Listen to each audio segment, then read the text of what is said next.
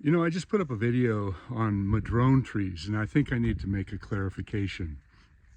First off, if you didn't see that video, it's the last one I produced, and I think it's pretty good. I did a lot of different examples and talked about the Madrones, but one of the things that I need to clarify is what I said, that they grow best at certain elevations, and that's because where I live, that is true.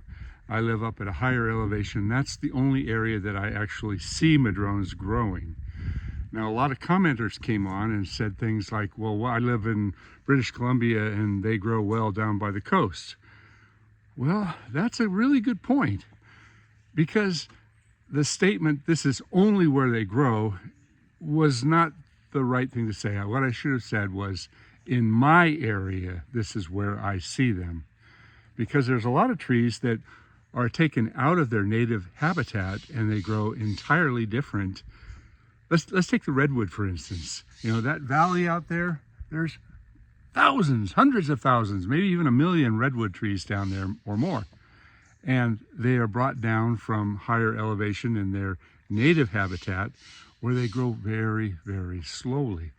In a native redwood forest, the trees can be thousands of years old. A 4 to 6 foot diameter redwood in a forest can be 100, 200, 300 years old. Down there, it could be 40, 50, maybe 60 years old. It's amazing how fast they grow when they're put into a different environment.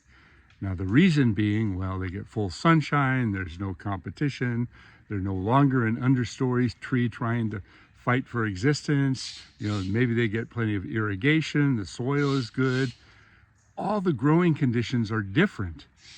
But what does that mean? Well, for the redwood tree, it means that the redwood grows too fast. They get too big too fast. The wood is not as durable. It's more susceptible to other diseases and insects and trunk diseases, as well as root diseases. I see a lot of problems with the trees down there. We run into a lot of trees that need to be removed because of trunk canker. However, in the native environment up here in the Santa Cruz Mountains, if you go out to a natural grove, the trees are considerably healthier. They do so much better, partly because they grow so slowly. They build up strength in their wood, that their growth rings are very, very tight. The tannins are greater because of the accumulation of the slow growing, stronger wood.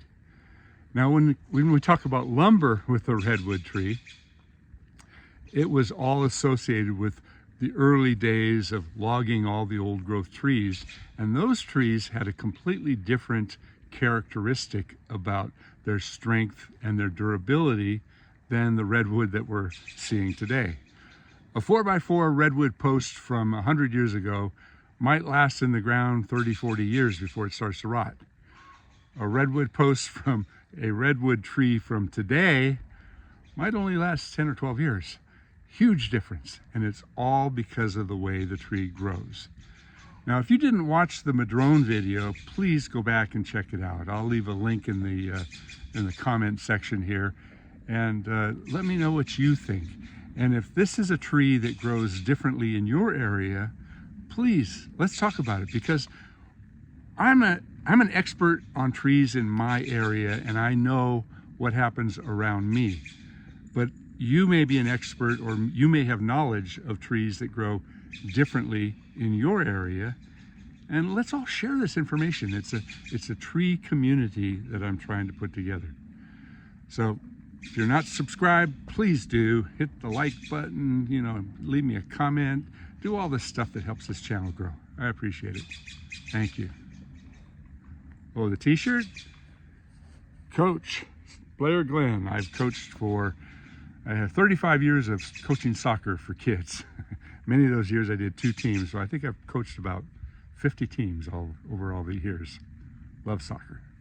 Actually, it should be called football. Makes more sense.